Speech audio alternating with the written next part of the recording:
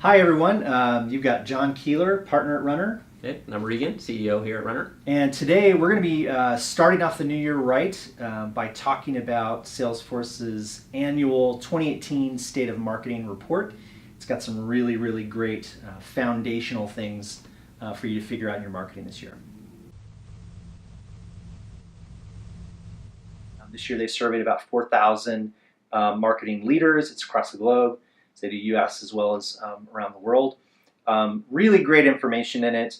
In fact, they break down a lot of the data by country and industry segments, so really worth the download to get some good insights from. So there were 4 key takeaways that I want to talk about really quickly. I'm just going to kind of read through them. So the first one, the executive summary, was this idea that marketing has become the cross-functional glue of customer experience. We're going to talk about that a lot today. It's what we're going to focus on. But I think a really interesting idea that customer experience, although it's much bigger than just marketing, the marketers that we work with, marketing departments, marketing leaders, are increasingly being tasked with kind of leading those full customer experience initiatives in companies. The second is what they call new realities, upping the ante for data unification. So this is really, they really talk about this through the idea of as people are wanting to personalize communications a lot more, data is a really important part of that, and they're trying to figure out ways to unify it all. The third point that they have is around AI. So they call it AI and trust underpin customer experiences. And again, this is just about, with all this data-driven personalization, the amount of data that's being used, that a lot of companies are turning to AI to do that. And then finally, a piece which I'm sure we'll talk about in one of these discussions moving forward is the idea of real-time engagement across channels. So conversational marketing and those kinds of things. But I really want to focus on this first key takeaway and talk about it a little bit more. So I'm quoting from the Salesforce report here in terms of this idea that marketing is the cross-functional glue of customer experience. So Salesforce says in the report, marketers have a unique perspective of customer needs, behaviors, and trends. As such, nearly half, or 45% of marketing leaders in the survey say that their organization, the marketing department, is leading customer experience initiatives across the business. And that's up from only 24% last year. That's a big jump. Big jump. I think this is something, I think we see a lot. Marketing's been kind of given this responsibility. And to me, it makes sense, right? If you have emails that are going out to existing customers, trying to upsell them on things, if you have advertising messages out there trying to reach prospects, it makes sense to me that marketing really kind of live across all these different touch points. Yeah, for sure. Yeah. So given that a lot of these marketing clients we work with are given responsibility over customer experience, I also want to talk about one of the big challenges that comes with that. And this, to me, was one of the more shocking things in the report.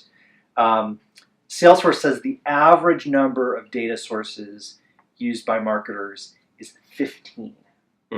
Wow. Which is pretty crazy. Yeah, it's getting up there. I know, talking with and working regularly with a lot of our customers, we see a lot of them have many more than that. But just to know that the average alone is 15, there's got to be, a lot of overwhelmed marketers out there. Yeah, and my first impression in hearing that was 15, really? Yeah. I think a lot of people listening would probably think, I don't have 15 data sources, I maybe have 4, right? But I think if you start thinking through just most marketers, right? Sure. If you're tracking things pretty well, you might have Google Analytics, you might have email marketing performance. If you're using Salesforce or a CRM, you're going to have reporting coming out of that.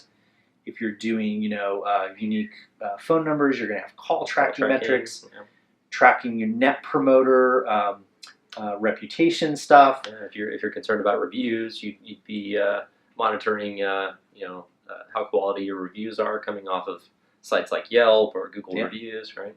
And we haven't even gotten into all the marketing channels, right? So if you're running Facebook campaigns, AdWords campaigns, display campaigns, all those things kind of add up. So I think it's pretty easy, actually, to get to 15. I would say 15, even for a small company, And this, I would imagine, has a lot to do with how smaller businesses feel a little bit overwhelmed right now. Is that even think of our own marketing, and how many things that we monitor here just for Runner and our own marketing efforts. I mean, it's easily 5 to 7 different platforms. Multiple social channels, our own website. Yeah, there's a lot of them. Yeah, this can seem really overwhelming, right? You've got 15 data sources. How do you unify them all together to get a single view of the customer? That's still really the holy grail of marketing, and there are companies that spend millions and millions of dollars that haven't figured that out. Sure, right? Years and years, and teams and all kinds of stuff. Yeah, but I think there's a very simple thing that a lot of brands can do. Most brands do with us when we first start working with them, and that's just aligning your messaging around the customer journey.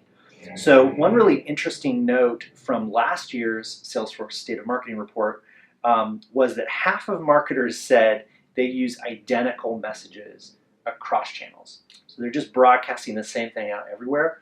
And so I think taking this kind of journey-aligned approach to your messaging is really important. You don't need to overcomplicate it. Right. You don't need to have some crazy elaborate customer journey. Even if you just start thinking about high funnel, mid funnel, low funnel, right, what messages you would talk to someone across those channels, changing your retargeting message from your prospecting message, that very basic change can have a really big impact on your results. I think people are going through the data from all those different sources, not knowing where to take action and what to do about it. Yeah. Applying the data as it relates to the customer journeys sounds like a great start. It's something we recommend often.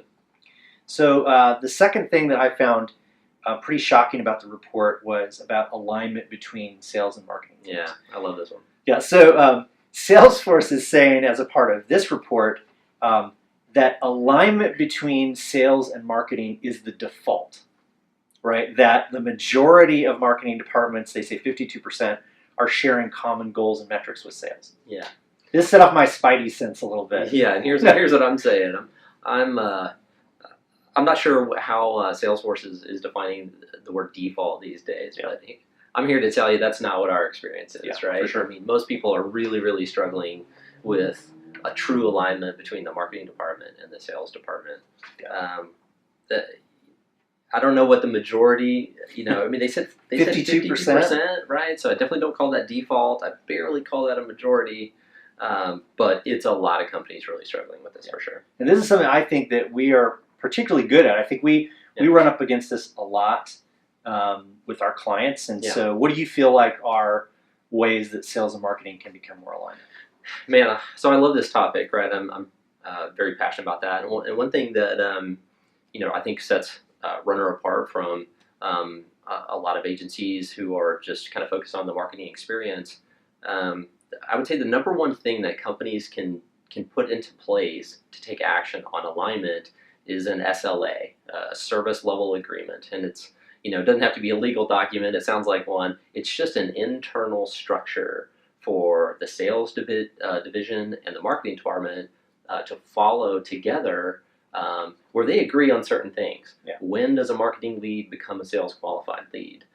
When does a sales qualified lead really need to go and get kicked back to the marketing department? Very simple agreements on how to handle those situations, I would say is the very first thing to put into place. And there's lots and lots of caveats and nuances there for that agreement. Of course, that's where you really have to study the nuances of a business itself and decide what those are and how you handle them. So that's the first thing. Yeah, I think the other thing that we've talked a lot about with our clients is it's not necessarily fair, I think, to put the entire weight of closing a lead on either marketing or sales. Oh man, yeah. And I think one of the interesting things that we run into a lot is you may have a sales team that's really, really great over the phone. Right. As soon as they get into email, right, they don't necessarily know what they're doing. So there's this interesting kind of in-between world that we run into quite a bit. Yeah. And I know it's one of the reasons we created our for some of our clients, patient engagement centers. Yeah, absolutely. We saw a need, right? We saw a need, and with our experience in marketing automation and timely marketing messages that go out to customers at the right time, at the right place, hopefully about the right topic. Yeah. We developed and have built our own sales team, which works in conjunction with our marketing team. While they're in a separate physical location that we are here in our Dallas office, we still talk to them every day, right? And we have truly a service level agreement for every client that we work on in that capacity. Yeah. And not all of our clients, right, work with us on both marketing and sales, but for the ones that do, we have an obvious, much tighter coupling between those two departments. And the one thing I think we're both big on that, maybe you can talk about a little bit more as well is at the end of the day, these marketers, they want to make more of their marketing dollars. Yeah. They need to see them go further. And as time goes on, the further we go into data-driven marketing, at the end of the day, our customers care about the results. Yeah. Or what you like to repeat. What's your word that you like to use? Outcome-based marketing. Yeah, outcome-based. Right. I couldn't agree more, right? So they're all interested in what the outcomes will really be. If we do our job with marketing, but also really help either our clients internally manage the sales process, or help them do it, using our service, we're a step closer to guaranteeing those outcomes, right? Or really proving better outcomes. Yeah, it's all about defining those responsibilities really clearly, and I think it's also about being really honest with what can your sales team actually handle. No, for sure. And then what kind of support does the marketing team need to maybe get leads in the right place before they get to This sales. is important stuff because holding your agency accountable, and we love to be accountable. We love to take on the responsibility of marketing, but marketing only, it stops where sales begins. Yeah. And so to be held accountable for, revenue increases or sales increases when really we're only in charge of the first part of the process. Yeah. It's a big ask for any marketing department or your agency, right? So having that SLA in place guarantees that you're going to just make more of your efforts and more of your dollars. Yeah.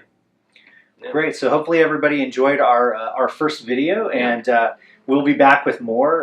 We're going to tackle some specific topics. One of which I know we're going to come back and talk about a little bit more at some point is the real-time engagement. Awesome stuff as well. Look forward to it. All right. Thanks, John. Thanks, everybody.